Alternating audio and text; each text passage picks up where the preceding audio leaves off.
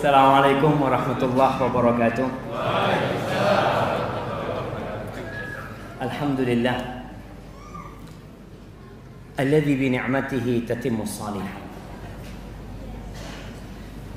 Segala puji bagi Allah, segala puja hanya untuknya. Yang karena Allah segala sesuatu jadi indah. Amal-amal soleh bisa terlaksana. Dibuka. Amal-amal soleh bisa terlaksana. Masya Allah.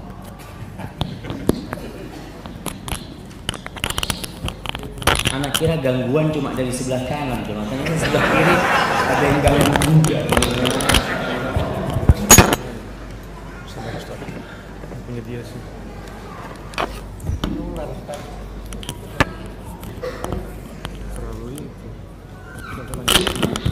Baik, biar mereka melakukan sesuatu, kita tetap istiqomah.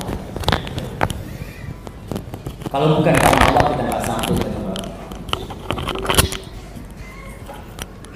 Kalau bukan karena karunia dan rahmatnya, kata Allah Azza wa Jalla,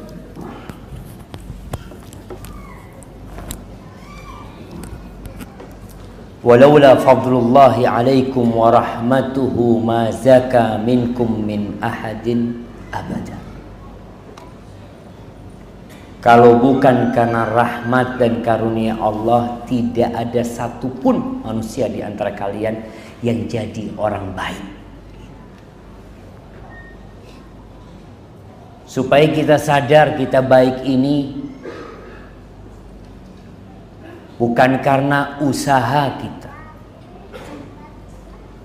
bukan karena upaya kita belaka. Kita tidak ingin muncul manusia-manusia seperti Qarun lagi, yang mengatakan innama utituhu ala ilmin indi. Aku tuh bisa seperti ini karena ada ilmu. Aku punya ilmu.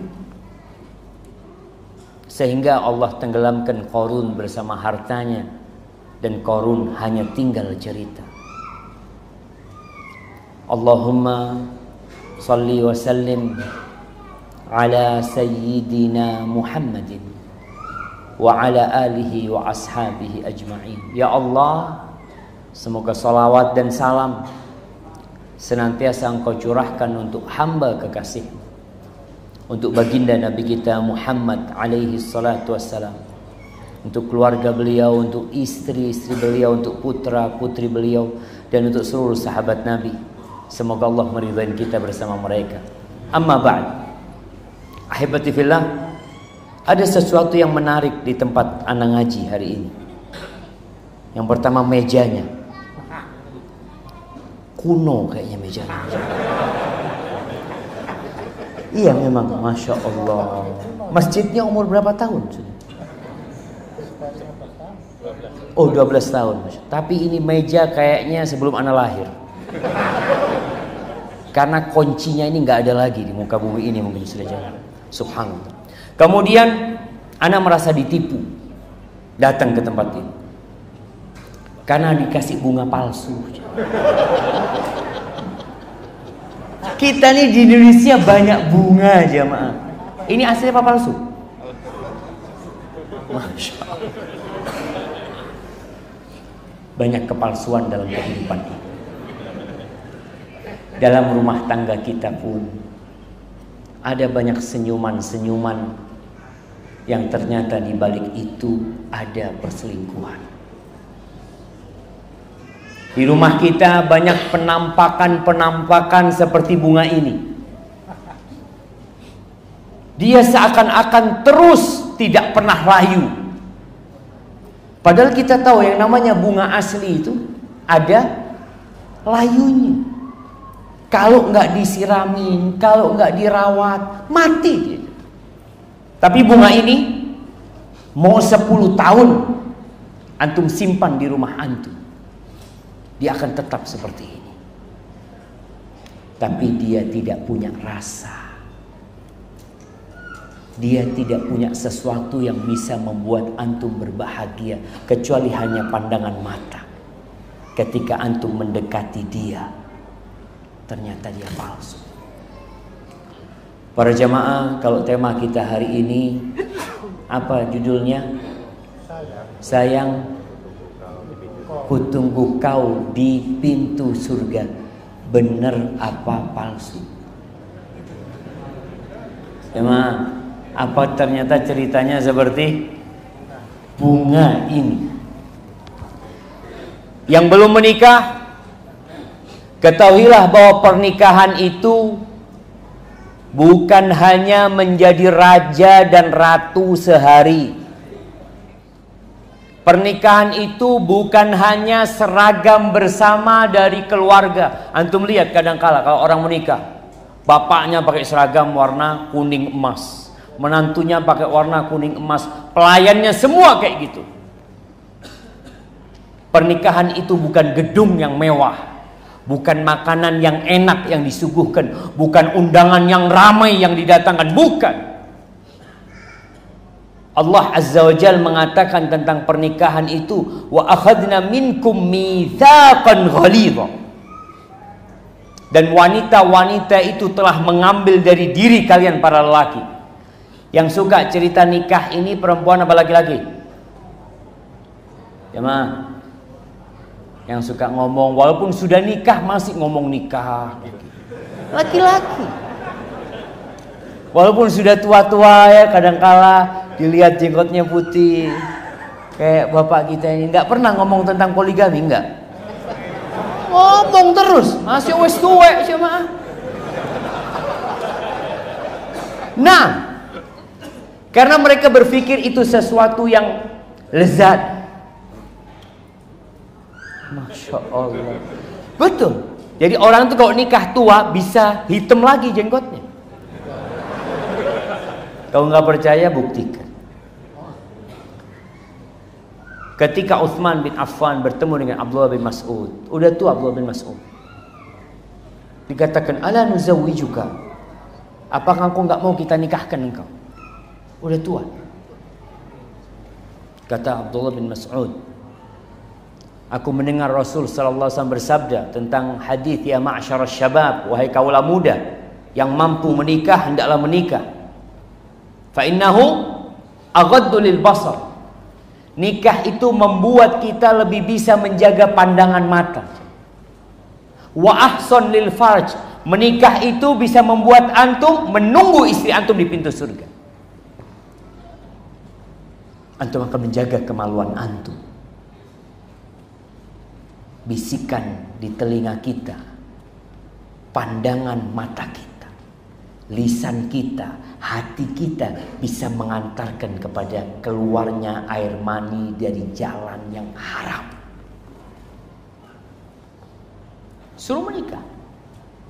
Sampai Abdullah bin Mas'ud mengatakan, kalau aku tahu umurku tinggal 10 hari dan aku tidak punya istri, aku akan menikah. Dari pentingnya pernikahan ini. Tapi bukan bicara tentang kelezatan semata, bicara tentang tanggung jawab yang besar sekali. Allah dalam Al-Quranul Karim itu ketika berbincang tentang mitsaqan ghalidha. Mitsaqan ghalidha itu perjanjian yang berat. Perjanjian yang berat itu jamaah hanya disebut di 3 di Al-Quranul Karim. Perjanjian Allah dengan para nabinya agar mereka menyampaikan firman Allah, tauhid, agar mengajak manusia untuk bertauhid kepada Allah Azza wa Jalla. Kepada Bani Israel diangkat itu Bukit Tursina, Gunung Tursina diangkat untuk perjanjian yang besar ini. Kita berpikir, oh perjanjian, janji suci itu jadi gubernur, jadi presiden, jadi anggota dewan. Ternyata perjanjian terbesar yang ketiga adalah perjanjian suami kepada istri. Mitsaqan ghalidha. Sehingga pernikahan ini memerlukan ilmu. Bukan hanya sekedar punya uang menikah. Bukan hanya karena punya nafsu kemudian dia menikah. Karena kalau tidak, istri kita bukan menanti kita di pintu surga. Ini buat para wanita juga. Bukan menanti di pintu surga, tapi berdiri ketika hisab dijalankan. Akan ada manusia-manusia yang bangkrut. Orang ini sholat, tiap tahun berangkat umroh di bulan Ramadan. Yang umroh di bulan Ramadan seperti haji bersama Rasul sallallahu alaihi wasallam.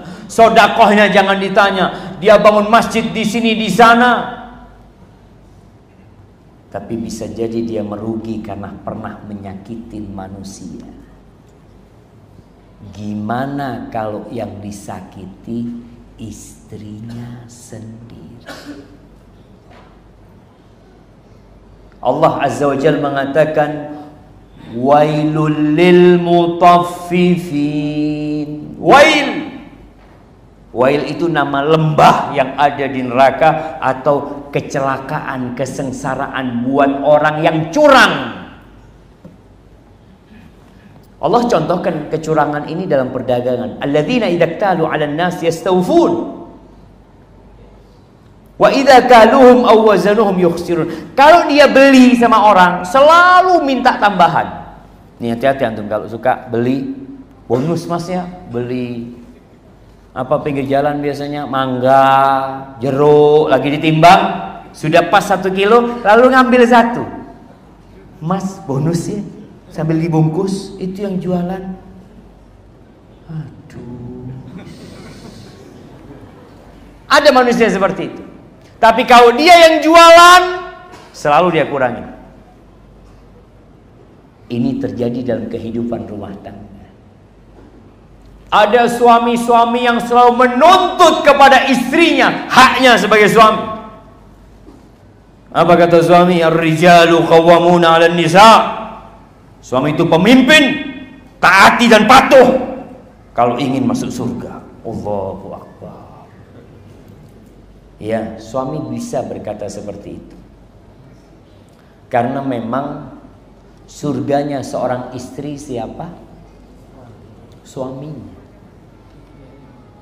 Tapi jangan lupa, sang suami pun bisa masuk neraka karena tidak memberikan hak-hak istri.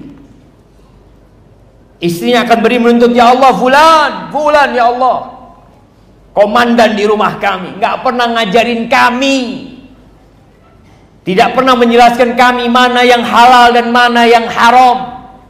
Bahkan dia bawa yang haram ke dalam rumah. Dia kasih makan kami dan anak-anak dengan yang haram, ya Allah.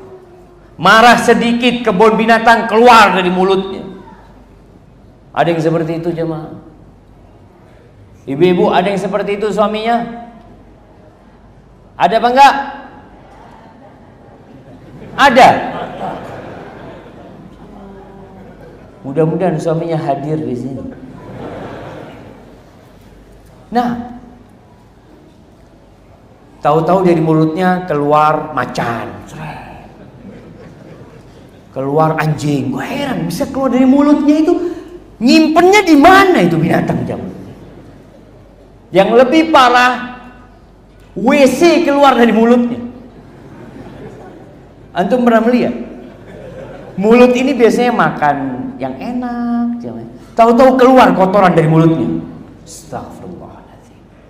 Mungkin istrinya diam, tapi kalau istri antum tidak memaafkan antum, akan ada persidangan yang adil. Wa nadha'ul mawazinal qista liyaumil qiyamah fala tuzlamu nafsun syai'a. Tidak ada satu pun yang ditolak. In kana mithqala habbatin min khardalin ataina biha. Kalau ia lakukan kebaikan yang seberat biji sawi antum lihat, seberat itu kebaikan atau keburukan, ataina biha wa kafa bina hasibin. Kami akan datang, akan ditimbang nanti. Ini ucapanmu, ini perkataanmu. Maka kalau bicara pernikahan, pernikahan ini tanggung jawab. Allah Azza wa Jalla mengatakan kepada para suami, wa'ashiruhunna bil ma'ruf. Pergaulilah istri-istri kalian dengan cara yang baik. Masya Allah. Apa kok rame-rame terus? Aman? Aman. Oh, alhamdulillah. Yang penting aman. Apa kata Allah? Wa'ashiruhunna bil ma'ruf. Ini lelaki yang suka menghafal ayat ar-rijalu qawwamuna 'alan nisa. Hafalkan juga firman Allah, wa'ashiruhunna bil ma'ruf. Suami mengeluarkan ayat ar-rijalu qawwamuna 'alan nisa, istrinya mengeluarkan ayat wa'ashiruhunna bil ma'ruf. Pergaulilah istri-istri kalian dengan cara yang baik. Supaya kita tahu rumah tangga bisa sampai ke surga ketika setiap pasangan tahu dengan kewajiban, bukan tahu sama haknya. Kita itu lebih tahu sama hak kita daripada kewajiban kita. Kalau bicara hak kita, Masya Allah, kita tahu apa sih kewajiban ana sebagai suami. Fa in karihtumuhunna, bayangkan Allah berbincang dalam konteks suami benci sama istri. Jamaah, antum kalau nikah, antum akan dapatin istri antum penuh dengan kekurangan. Ya, antum akan lihat, ternyata istri anak, ya keringatnya kurang enak. Ternyata istri anak gak pandai bersolek. Ternyata istri anak nggak pandai memasak. Ternyata ada banyak kekurangan istrinya. Tapi ternyata kata Allah, kalau engkau benci sama istrimu, apa yang harus kau lakukan? Ceraikan dia, pulangkan ke rumah orang tuanya? Lah, Allah suruh para lelaki sabar, karena hati lelaki berbeda dengan hati wanita. Beda. Perempuan itu lebih kepada perasaannya. Kenapa hak cerai itu di tangan laki-laki, tidak di tangan perempuan? Kalau hak cerai ada di tangan perempuan, mungkin separuh masjid ini nggak punya istri. Istrinya Lorowati Siti, Mas, aku ceraikan kamu. Kalau istri bisa seperti itu, karena memang karakter perempuan tuh beda. Allah katakan walaysa dzakaru kal untha. Lelaki itu nggak sama dengan wanita, nggak sama. Kalau ada yang berusaha ingin menyetarakan antara lelaki dengan wanita, itu salah satu bentuk kezaliman manusia kepada para wanita. Maksudnya ingin mengangkat derajat wanita, tapi menzalimin wanita. Dengan kodratnya hamil, si suami nggak hamil, masa sama derajatnya? Suami cuma dari jauh melihat istrinya perutnya udah besar, ya Allah, kok kayak tong jalan. Itu suami kayak gitu. Dia tidak pernah merasakan suami melahirkan anak, resiko mempertaruhkan nyawanya, dan tidak sedikit wanita yang mati melahirkan anak. Mau disamakan sama laki-laki? Lah, perempuan harus nolak. Kok enak, kata dia. Ana hamil, ana melahirkan, ana nyusui, terus setara dengan laki-laki? Lah. Makanya perempuan itu subhanallah,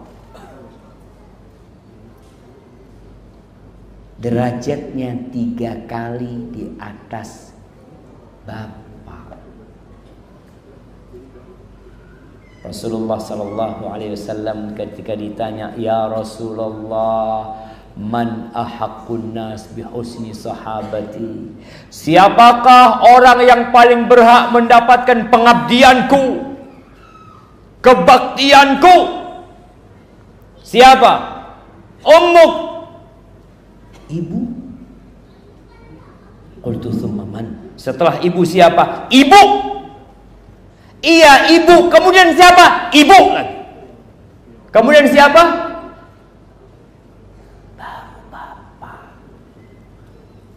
Makanya perempuan itu beda. Ketika wanita tidak dikasih hak cerai, hak menceraikan, tapi dia punya hak gugat cerai kepada suami. Karena perempuan lebih mengutamakan perasaannya.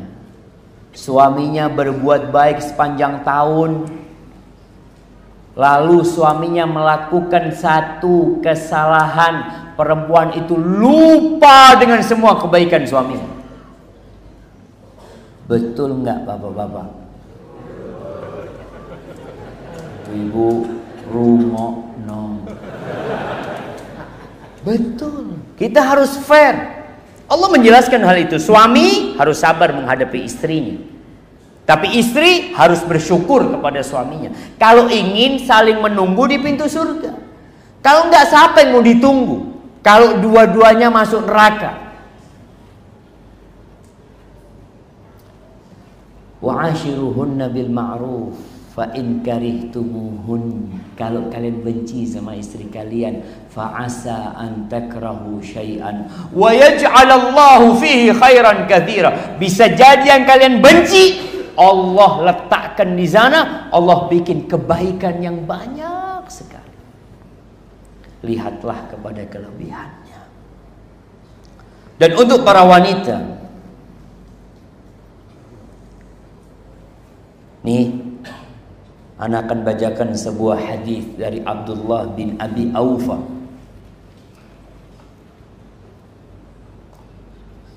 Bahwa Rasul sallallahu alaihi wasallam bersabda, "Lau kuntu amiran ahadan an yasjuda li ghairillah." Kalau aku memerintahkan kepada seseorang untuk sujud kepada selain Allah, kalau andai kata orang itu boleh sujud untuk selain Allah, la amartul mar'a an tasjuda li zawjiha. Dengerin ibu-ibu. Kata Nabi, aku akan perintahkan wanita untuk sujud kepada suaminya kalau boleh. Tapi kita tahu nggak boleh sujud kecuali untuk Allah Azza wa Jalla. Walladzi nafsu Muhammadin biyadihi. Demi yang jiwa Muhammad berada di tangannya, demi Allah bersumpah, la tu'addil mar'atu haqqa rabbiha. Perempuan tidak akan pernah menunaikan hak Rabbnya, haknya Allah. Perempuan beribadah kepada Allah, dia tidak akan pernah menunaikan hak Allah hatta tu'addiya haqqa zawjiha, sampai dia menyelesaikan, menuntaskan hak suaminya. Jadi perempuan kalau ingin masuk surga, taat sama suaminya. Kalau ingin Allah ridho sama dia, taat sama suaminya. Laksanakan tugas dia sebagai seorang istri. Bantu suaminya berbakti sama orang tuanya. Sama-sama mau masuk surga. Suami ingin masuk surga, ibu mertua ingin masuk surga, menantu ingin masuk surga, harus bersinergi, kerjasama. Gimana kerjasama? Ya semua tahu dengan tupoksinya. Yang paham, ngerti. Oh, ana sebagai istri, ana taat sama suami. Yang laki-laki sebagai anak, ana sebagai anak taat sama istri apa taat sama ibu.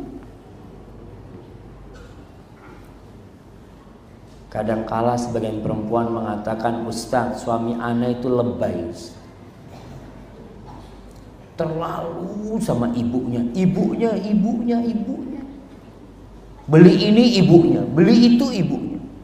Kalau anak minta, Ustaz, nunggu setahun lah dikasih. Nah, anti sabar, nanti dapat. Sudah sabar, Ustaz. Anak kepingin gugat cerai aja. Ada wanita-wanita yang tidak bersyukur. Sabar. Bantu suaminya berbakti sama ibunya. Bantu. Upayakan segala hal dikerjakan agar suaminya berbakti sama ibunya. Sampai ibu mertua cinta sama menantu. Sampai bapak mertua cinta sama menantu. Insya Allah engkau mau punya apa, dikasih sama Allah subhanahu wa ta'ala. Karena Allah ridho dengan. Kemudian di akhir hadis ini ada satu hal yang menarik. Kata Rasul SAW, walau sa'alaha nafsaha wa hiya ala qatabin lam tamna'hu. Andai kata seorang suami meminta istrinya untuk melayani dia, dan istrinya ini sedang ada di atas pelana, kuda, onta atau apa. Kalau sekarang motor. Sudah naik motor, suaminya dari kaca ngetung-ngetung. Sini. Pengajian apa suami? Pengajian apa suami? Suami. Ustaz, tapi ini ilmu Ustaz. Tidak ada amalan sunnah yang lebih cintai Allah daripada menuntut ilmu. Anak kepingin belajar ilmu. Biar suami sudah sholat duha aja dia. Tinggal suaminya disuruh sholat duha jamaah. Kalau diajak, dipanggil suaminya, dia di atas kendaraan, turun tinggalin. Lagi sibuk sama teman-temannya, suruh pulang teman-temannya. Kadangkala ibu-ibu di rumah ada tamu perempuannya, suaminya datang, langsung kasih kode kepada perempuan-perempuan tersebut. Pulang-pulang. Ini suamiku nggak biasanya waktu pulang ini. Kalian pulang semua. Itu bentuk kebaktian istri kepada suami. Ahibati billah. Kalau bicara pintu surga, ada berapa pintu surga itu? Ada 8. Pintu surga itu luasnya dari Mekah ke Hajar, lebarnya cuma kira-kira ya 1.200 km. Kebayang untuk jamaah. Pintu gerbang 1.200 km dari Mekah ke Hajar, kata Nabi SAW. Antum bisa cek di Google Map itu berapa tuh jaraknya. Seperti jumlahnya 8. Nanti pintu itu akan penuh berdesak-desakan jamaah. Semoga kita yang hadir di majelis ini termasuk yang berdesak-desakan di pintu surga Allah Subhanahu wa taala. Bagaimana supaya kita berdesak-desakan bersama istri dan anak-anak kita? Jadi di pintu surga itu bapak ketemu sama anaknya, anak ketemu sama ayahnya, kemudian suami ketemu sama istrinya, istri ketemu sama suaminya, berada di sana sama-sama di pintu surga, nunggu pintu surga itu dibuka, karena nggak dibuka langsung. Orang-orang sudah nyampe sana, mereka ngetuk-ngetuk pintu surga mau masuk, nggak dibukain. Nunggu siapa pintu surga dibuka? Nunggu Nabi Muhammad sallallahu alaihi wasallam. Tapi sudah bahagia di pintu surga itu, udah bahagia. Lihat dari jauh, ya Allah, istriku ada di sini. Sang istri juga melihat dari jauh suaminya, masya Allah. Dan umurnya di sana semua sama. Umurnya berapa? 33 tahun. Tingginya 60 hasta. Lebarnya 7 hasta, kata Nabi Muhammad SAW. Bapak ketemu anaknya sekarang. Bapaknya wis tua, ngelihat anaknya masih sehat. Anaknya ngomong, ayah main futsal yuk. Aduh, main futsal. Nggak mampu. Anaknya lagi suka daki gunung, bapaknya sudah asam urat. Pak, ayolah pak. Anak kepingin temen bapak panjat gunung, bunuh diri nak kalau bapak nggak mampu. Artinya banyak kebahagiaan yang tidak bisa dirasakan bersama. ketika di dunia. Karena perbedaan umur. Makanya ketika masuk surga, semua umurnya sama. Di mana antum jumpa sama bapak antum, umurnya sama. Gagah seperti antum. Ya Allah, ayah. Allah, nas'alullah al-jannah jamaah. Semoga kita masuk surga sama ayah kita, ibu kita, dan anak-anak keturunan kita, serta istri kita. Kata Allah di surat Tur ayat 21. Allah mengatakan walladzina amanu wattaba'athum dzurriyyatuhum biiman. Dan orang-orang yang beriman kemudian diikutin dengan anak keturunan yang beriman, alhaqna bihim dzurriyyatahum. Kami akan gabungkan mereka dengan anak keturunan mereka. Wa ma alatnahum min amalihim min syai'. Kullu mri'in bima kasaba rahin. Enggak ada yang dikurangin amalannya. Para ulama ketika berbicara tentang hadis ini, kata Ibnu Abbas radhiyallahu anhu, "Innallaha la yarfa' dzurriyyatal mu'min fi darajatihi." Sesungguhnya Allah mengangkat anak keturunan orang yang beriman di derajat bapaknya. Atau siapa yang paling tinggi derajat? Anaknya di derajat nomor 20, bapaknya di derajat nomor 7. Sang bapak bisa mengangkat anaknya untuk bergabung bersamanya. Sebagian ulama berpendapat enggak. Mereka tetap di derajatnya masing-masing, tapi sang anak, sang ayah bisa saling ziarah, berkunjung. Ini kalau sudah masuk surga. Tapi kita masih di dunia. Kita harus berpikir. Ahibati fillah, di surat Ar-Ra'd ayat 23, ketika Allah berbincang tentang surga, tadi tidak disebutkan istri. Di surat At-Tur nggak ada istri, yang ada anak keturunan. Tapi di surat Ar-Ra'd ayat 23 Allah mengatakan jannatu adnin yadkhuluna, surga tempat tinggal yang mereka masuki. Antum percaya nggak sama surga, jemaah?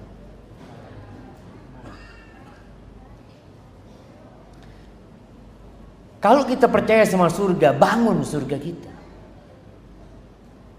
Cari kunci surga supaya kita bisa masuk surga. Wa man ladzatu illa ba'da ta'am. Tidak ada kelezatan kecuali setelah kelelahan. Ajmatil uqala min kulli millah. Kalau bicara surga, Ibnu Qayyim mengatakan semua orang yang berakal dari semua sektor, dari semua kalangan, dari semua agama bersepakat annan na'im la yudraku bin na'im, bahwa kenikmatan tidak mungkin bisa didapat dengan kenikmatan. Kenikmatan nggak bisa diraih dengan kenikmatan. Kenyamanan tidak bisa diraih dengan kenyamanan. Antum lihat orang-orang sukses, tanya bagaimana hidup mereka dahulunya. Kalau untuk sebuah kenyamanan di dunia, mereka harus bertahun-tahun berjuang. Anda lihat sebagian orang sekarang kaya raya, rumahnya 1 hektar, 2 hektar, bangunannya 4.000 meter, Masya Allah. Dulu kuli bangunan. Sebagian mereka jadi pemulung. Harus ada perjuangan. Kenikmatan gak bisa diraih dengan kenikmatan, jemaah. Wa man athara ar-raha fatathur rah. Barang siapa yang memilih untuk hidup di dunia berlele, santai ria, cuma mau jalan-jalan, duduk-duduk, kuliner sana, kuliner sini, liburan sana, liburan sini, dia hanya mau itu di dunia ini, dia akan ketinggalan waktu istirahat yang sebenarnya. Karena ini bukan tempat istirahat. Dunia ini seperti rest area, jemaah. Antum tahu rest area? Kita kalau mau ke Jakarta ada beberapa rest area. Kalau antum kemudian tinggal di rest area itu, antum gak akan pernah sampai ke Jakarta. Oh, kok bagus rest areanya, Masya Allah, makanannya enak, anak kayaknya mau di sini aja. Antum harus melanjutkan perjalanan, harus capek, lelah. Mungkin antum melihat, ya Allah tinggal 700 km lagi. Lihat lagi tinggal 600 km lagi. Mata antum lelah, capek, antum istirahat sedikit, bawa bekal, berangkat lagi. Sampai ke tempat tujuan. Kata Allah, wa'bud rabbaka hatta ya'tiyakal yaqin. Beribadahlah kepada Allah sampai mati. Sampai keyakinan itu tiba. Ini di surat Ar-Ra'd ayat 23. Allah mengatakan jannatu adnin yadkhulunaha, surga Aden yang mereka memasukinya, wa man salaha min abaihim wa azwajihim wa dzurriyyatihim. Yang masuk orang-orang soleh dari bapak-bapak mereka, dari istri-istri mereka, dan anak keturunan mereka. Karena kita tuh kalau seneng sendirian, sedangkan orang tua kita susah, nggak sempurna kesenangan kita. Wallah jemaah, anak kadang kala makan buah enak. Anak sering keluar kota, Masya Allah, terima kasih kepada panitia masjid ini, pengurusnya. Di mobil disediakan buah-buahan yang enak. Anak tadi makan, ya Allah, andai kata ada abah anak, ada ibu anak bisa kasih seperti itu. Gak sempurna kegembiraan kita, jemaah. Kalau ternyata orang tua antum susah, kalau ternyata anak antum susah, orang tua yang sukses tapi dengar anaknya masuk penjara, hilang kebahagiaan dia. Maka Allah ingin memberikan itu semua. Dan di surat Az-Zukhruf ayat 70 Allah mengatakan udkhulul jannah, silakan kalian masuk surga, antum wa azwajukum tuhbarun. Kalian masuk surga. Kalian masuk surga bersama pasangan-pasangan kalian. Maka diperlukan suami istri ini sinergi, jamaah. Apa kata Rasul sallallahu alaihi wasallam tentang suami istri ini yang kelak bakal masuk surga bareng nanti, saling menanti, saling menunggu. Kata Nabi alaihi salatu wasallam, rahimallahu rajulan, Allah merahmatin seorang lelaki, qama minal laili fa shalla. Dia bangun di malam hari, ngapain? Buka handphonenya. Ada laki-laki tengah malam lihat WA ini itu. Antum lihat, kadang-kala ada teman antum buka WA jam 1, lihat masih online. Loh, fulan online. Sama fulan online, antum online juga. Ini mau nyalahkan orang lain, antum juga online, ngapain antum? Oh enggak, ana sedang ingin membangunkan istri ana untuk sholat malam. Masya Allah, ini laki bangun malam sholat, selesai sholat dia bangunkan istrinya, dek bangun dek, tinggal setengah jam subuh, ayo sholat witir. Istrinya, aduh capek bang ini itu. Apa yang antum lakukan? Ambil timbo. Hadis Nabi Muhammad SAW itu, fa in abad nadahat fi wajhil ma. Kalau istri nggak mau bangun, dipercikan air, bukan disiramkan. Ya, supaya bangun sambil dibisiki. Ini usaha untuk masuk surga bareng, jemaah. Orang kalau bicara romantis itu, oh romantis, berangkat ke mana kalau di sini? Ke Batu, berduaan di hotel yang mewah, buka jendela, kelihatan sungai, kelihatan laut, itu romantis. Enggak. Itu romantisan karena cuma 3 hari. Ih, Balik meneh ndek omah, ya wis. Nih, romantis yang bener. Sepanjang tahun istiqomah bangunin istri. Allah rahmatin nih laki-laki. Allah rahmatin tuh wanita. Sebaliknya, rahimallahu imra'atan. Allah merahmati seorang wanita. Qamat minal laili fasallat. Dia bangun malam sholat. Masya Allah. Dia bangun malam sholat. Selesai sholat, dia bangunin suaminya. Bangunin suami beda sama suami bangunin istri. Karena suami punya perasaan komandan. Tapi Nabi SAW dalam hadis ini menyatakan sama, dibangunin. Cuma caranya untuk cara yang lembut lah buat para wanita ibu-ibu. Kalau nggak mau suaminya, percikan air. Waduh, berantem kalau mercikan air. Jangan. Kalau ternyata memercikan air menyebabkan berantem, berarti nggak ada sholat malam. Yang ada ribut malam hari. Kan tujuannya mercikan air supaya bangun. Dan para wanita tahu model suaminya. Ada suaminya yang tidak pakai percikan air, tapi pakai kopi robusta. Diudek di sebelah suami. Bang, coba cium ini, Bang. Langsung duduk suami minum kopi. Bang, ayolah Bang, sholat malam Bang. Masa 40 tahun gak pernah sholat malam Bang?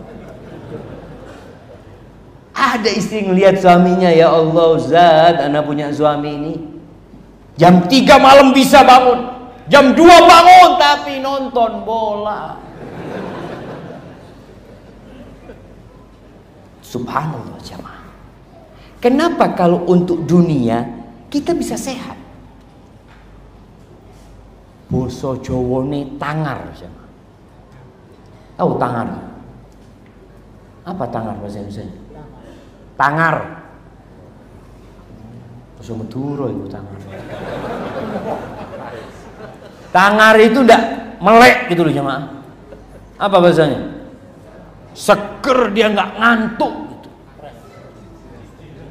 Apa? Mencicil. Hah? Tahes. Oh, tahes ya, Mas. Betul, tahes. Jangan sampai salah, Ustaz. Tahes jemaah. Nah. Duduk seger sambil remote dipegang. Kacang di sebelah. Bismillah. Tegang jemaah. Antum lihat orang, anak kadang-kadang ketawa ngelihat orang main bola, bukan main bola, nonton bola. Itu sampai masuk. Astagfirullahaladzim. Kalau tidak masuk itu yang mau ngangkat tangan tidak jadi.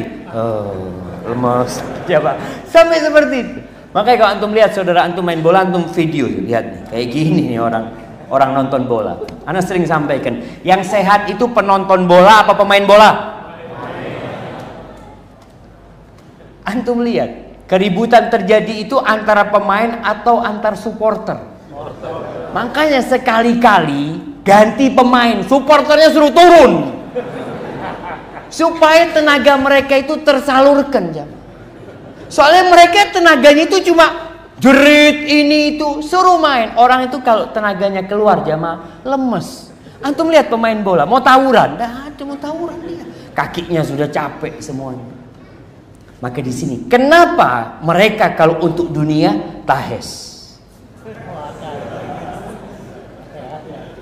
Betul kan? Oh, tahes itu sehat. Oh, kewalian nih ternyata. Astagfirullah.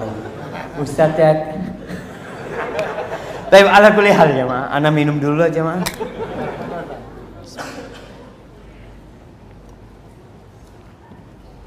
Alhamdulillah. Kenapa orang itu kalau harus berangkat ke pasar jam 2 berangkat? Antum lihat ke pasar jam 2 full penuh.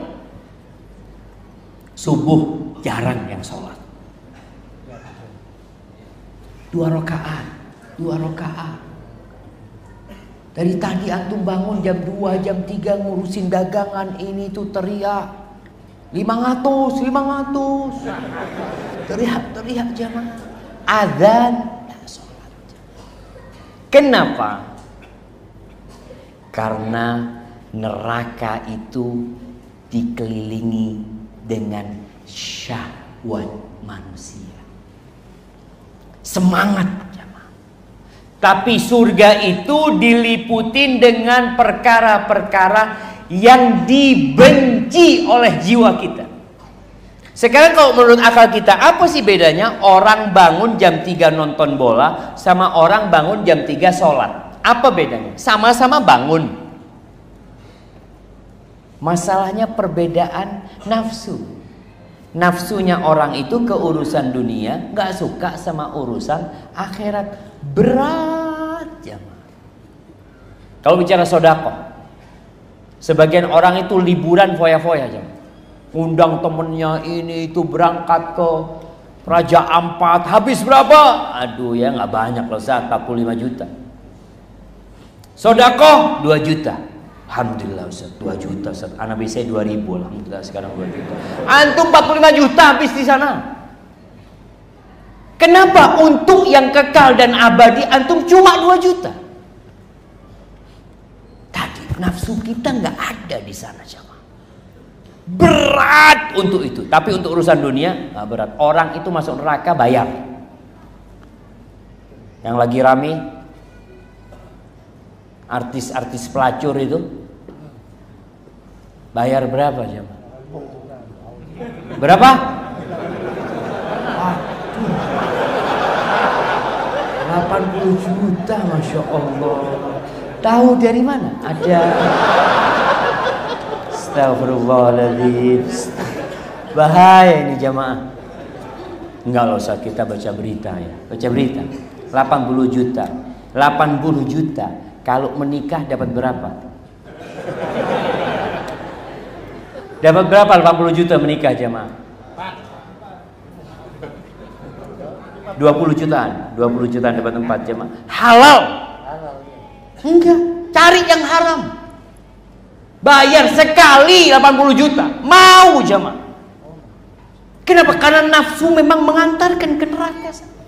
Maka kata Allah, ini kita bicara surga bersama keluarga kita. Allah mengatakan, wa amma man khafa maqama rabbih wa nahan nafsa 'anil hawa fa innal jannata hiyal ma'wa.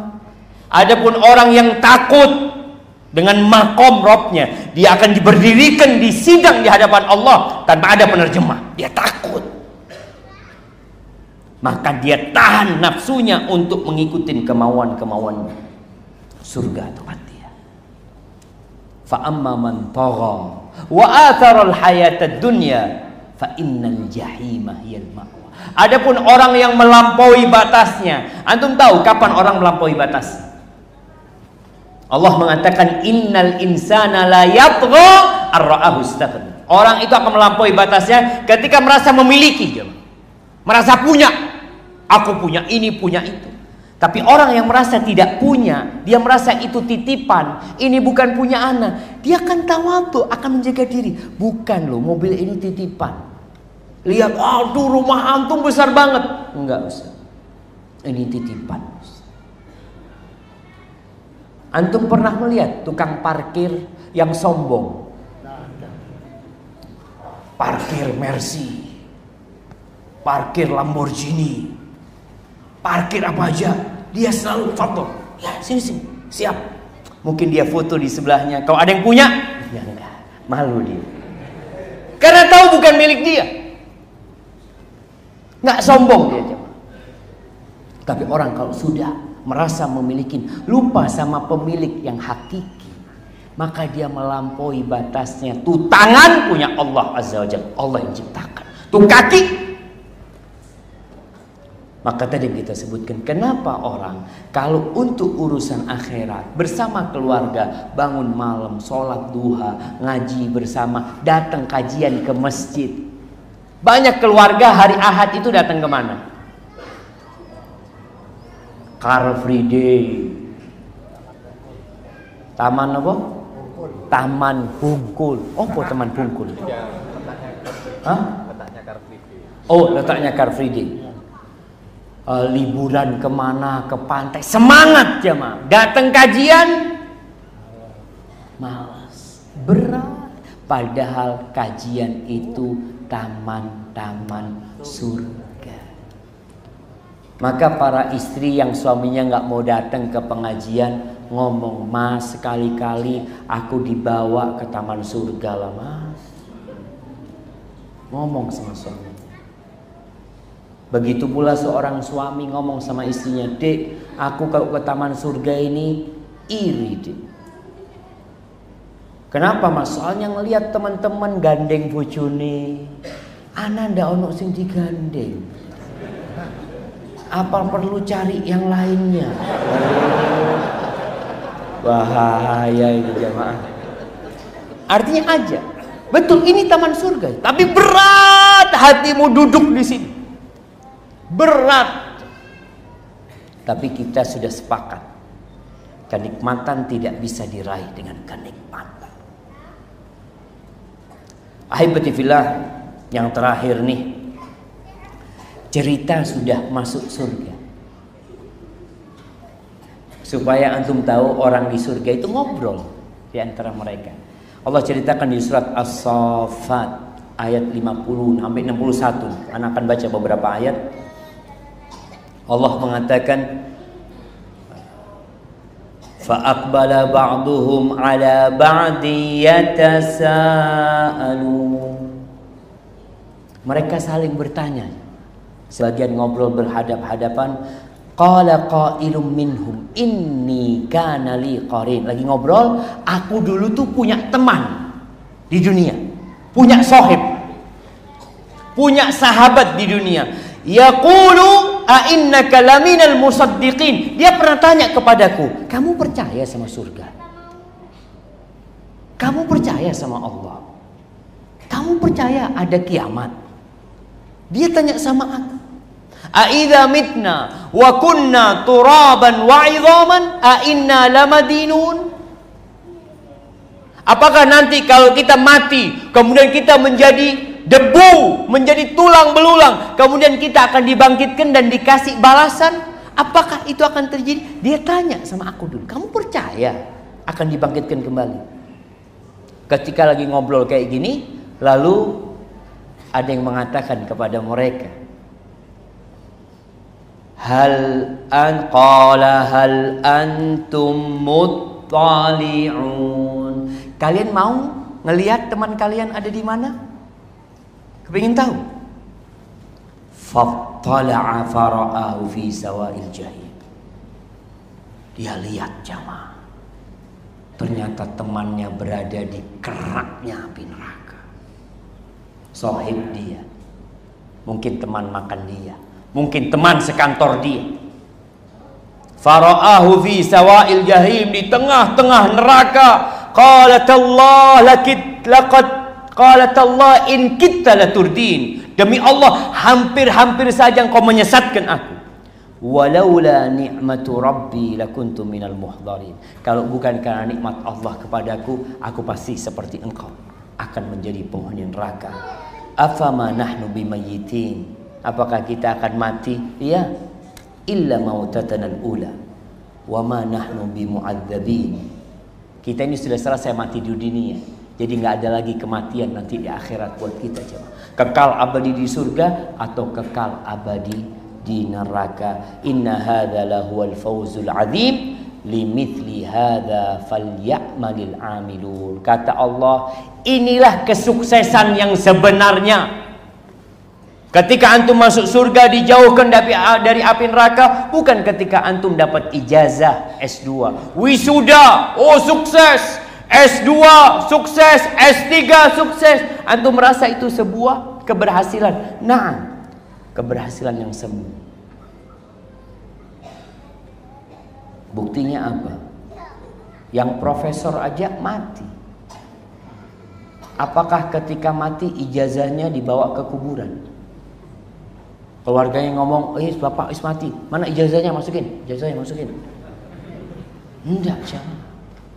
Supaya antum tahu, pertanyaan di kuburan nggak pakai ijazah. Tapi pertanyaan di kuburan itu nantinya adalah tentang apa yang kita percayai, apa yang kita yakini, dan apa yang kita amalkan. Maka persiapkan untuk itu dan banyak-banyak berdoa untuk keluargamu. Baca Rabbana hablana min azwajina wa dzurriyyatina qurrata a'yun waj'alna lil muttaqina imama. Jadikan kami pemimpin buat orang-orang yang bertakwa, bukan sembarangan pemimpin, tapi khusus buat orang-orang yang bertakwa. Hadza wallahu a'lam bishawab. Mungkin kita masuk ke sesi tanya jawab. Kurang lebihnya ana mohon maaf. Barakallahu fikum. Tapi ini sesuai dengan tema ya, katanya dan panitia. Kalau masih ada waktu mau. Ini sesuai dengan tema. Yang sesuai dengan tema dan dari panitia. Ustadz, amalan apa untuk menjauhkan diri dari was-was, rasa khawatir yang berlebihan? Baik jamaah rahimakumullah. Kalau bicara was-was, siapa sih yang membuat kita was-was? Syaitan. Maka cara membentengi diri kita adalah dengan bertawakal kepada Allah Azza wa Jalla dan meminta perlindungan kepadanya. Coba kita baca, Qul a'udzu birabbin nas, malikin nas, ilahin nas, min syarril waswasil khannas alladzi yuwaswisu fi sudurin nas. Itu kerjanya dia. Maka tugas kita ketika was-was meminta perlindungan kepada Allah. Kemudian jangan keyakinan itu dirusak dengan keraguan. Ada orang was-was sholat, Allahu Akbar. Ana tadi wudhu apa enggak ya? Padahal dia baru dari tempat wudhu jam. Wudhu, ana ya wudhu. Tapi keluar angin enggak ya? Jangan. Antum lawan dengan keyakinan, ana wudhu, ana suci. Allahu Akbar. Sah. Sehingga setan itu pergi. Tapi kalau antum mengikuti bisikan-bisikan dia, maka akhirnya antum akan terus was-was. Terus jamaah berkaitan dengan kejadian-kejadian yang menimpa kita. Kita ini nggak tahu jamaah, akan ada bala dan musibah. Kata Allah, la tublawunna fi anfusikum. Kalian akan diuji di diri kalian dan di harta kalian. La tublawunna fi amwalikum wa anfusikum. Kalian akan diuji. Maka tugas kita adalah ya tawakal, semua serahkan semuanya kepada Allah Azza wa Jalla. Kalau terjadi ya pasti terjadi. Kalau Allah tidak menakdirkan ya nggak mungkin terjadi. Barakallahu fiikum. Assalamualaikum Ustaz. Waalaikumsalam. Saya sudah punya anak 1. Ingin nambah anak, tapi istri belum mau. Bagaimana cara meyakinkan istri? Makasih Ustaz. Alasan belum mau karena saya baru hijrah. Rumah juga masih ikut orang tua, walaupun orang tua tidak di situ. Oh, alasan yang dibikin-bikin. Iya. Jamaah punya anak itu nggak harus punya rumah sendiri. Apa orang yang di rumah kontrakan nggak boleh punya anak? Antum masih kontrak rumahnya. Boleh jemaah. Bagaimana cara meyakinkan istri? Ini tugas suami. Ada yang namanya dalam bahasa Arab itu Tariq al-iqna al-fikri. Cara meyakinkan sehingga dia puas dengan apa yang kita jelaskan kepada dia. Caranya dengan ilmu. Nanti sampaikan kepada istri. Kenapa sih mau punya anak? Itu alasan. Kenapa mau punya anak? Kalau sekedar ya mumpung masih muda Ustaz, berarti alasannya kurang tepat. Tapi sampaikan kepada istri, Dek, salah satu tujuan nikah adalah memperbanyak umat Nabi Muhammad SAW. Anak kepingin kita nyumbang 12. Nyumbang buat umat. Tapi kalau kau nggak siap nggak apa-apa deh. Nantilah cari pabrik yang lain. Boleh nggak boleh? Kok nggak semangat tuh? Boleh. Iya. Kalau bicara boleh Bu, tapi kan kita bicara kemampuan itu. Tapi istri, yakinkan istri. Kemudian seorang suami ketika istrinya hamil, tolong diperlakukan berbeda, istimewa. Kita hargain, di perut dia ada anak kita. Mungkin kita minta makan sama dia. Mungkin mati ya mah. Mati. Kepencet ya, senggol. Masya Allah. Iya, ini yang kanan berapa kali gangguin dari tadi? Ya karena ada yang di sini, jadi terpaksa dia ganggu gitu kan? Aku aneh. Baik, kalau bisa dibukain, Masya Allah. Jangan usah tidak buka menek. Ya, yakinkan istri. Kemudian perlakukan dengan istimewa. Pijetin istri ketika istri capek. Ketika ada istri yang mungkin maunya macam-macam ya. Ada perempuan itu yang kalau hamil bawaannya nggak mau mandi. Ada ibu-ibu, dia kok mandi muntah-muntah. Ada perempuan Allahu a'lam ini jamaah, yang kalau hamil benci sama suaminya. Melihat suaminya itu, anak kayaknya nggak boleh tinggal di tempat ini. Nggak tahu ada seperti itu. Ya tadi perlakukan dengan istimewa supaya ya kelelahan dia pun terobatin dengan perlakuan indah sang suami. Barakallahu fikum.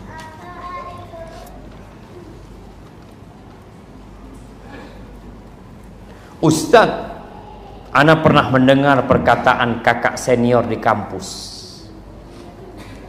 Poligami itu adalah tradisi orang jahiliyah.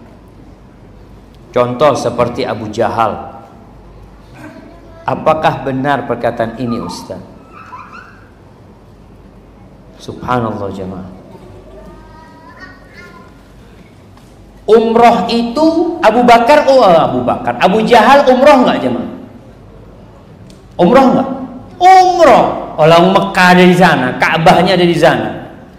Orang jahiliyah itu tawaf, orang jahiliyah itu haji. Apa kemudian kita katakan, wah, haji ini tradisi orang jahiliyah. Mulai sekarang jangan berhaji. Umroh itu tradisi orang jahiliyah.